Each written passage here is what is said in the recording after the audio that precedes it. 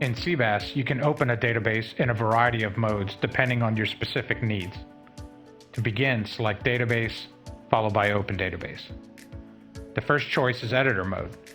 Editor mode is typically used for offline programming, such as the adding or deleting of communication channels, controllers, and points.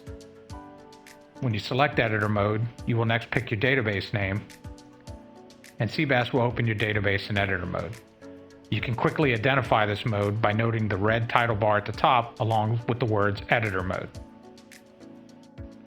The next mode is Simulator mode.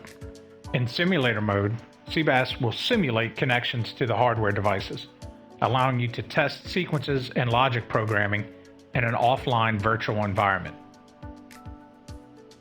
In this mode, you can also command inputs, such as statuses or temperatures, and watch how your sequence evaluates accordingly. You can identify you are in this mode by observing the light green color of the title bar along with the word Simulator mode. The next mode is Real mode.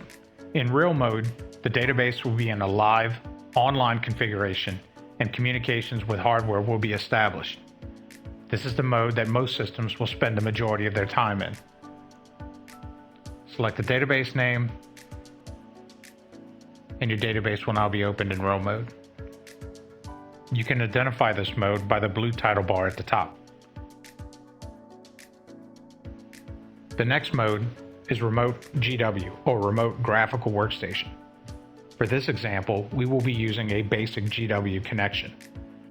Note that there are additional options for connected via secure or encrypted connections, as well as those involving multiple DPU. For assistance with these more advanced applications, please contact technical support.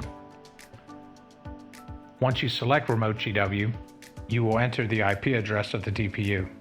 Then click Load Names from DPU. Select an available GW name and click Connect. CBAS will make the connection with the remote machine and display your database momentarily.